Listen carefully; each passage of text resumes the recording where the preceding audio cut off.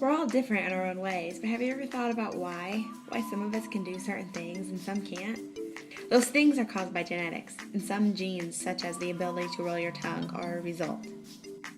This is tongue rolling, and while some of us can, others can't.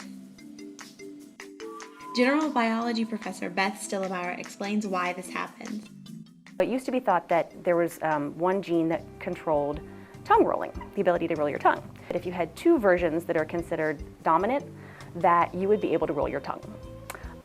If you had one version that was dominant and one that's what we call recessive, then you would still be able to roll your tongue. The dominant one gets expressed, and that's what happens.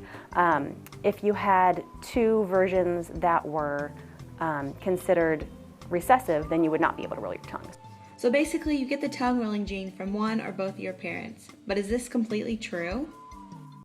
It turns out that the tongue rolling is actually a common genetics myth. Everybody thinks it's genetic, and it's used in class a lot to teach a dominant versus a recessive trait, and it turns out that it's really not that simple. There probably is a genetic component, and insofar as the structure of your muscles and all of that is all determined by genetics. But I don't think it's as simple as here's a gene for tongue rolling and some people have one version and some people have another. I think it's probably more complicated than just like one gene. So it turns out tongue rolling is a little more complicated than we thought. Can you roll your tongue?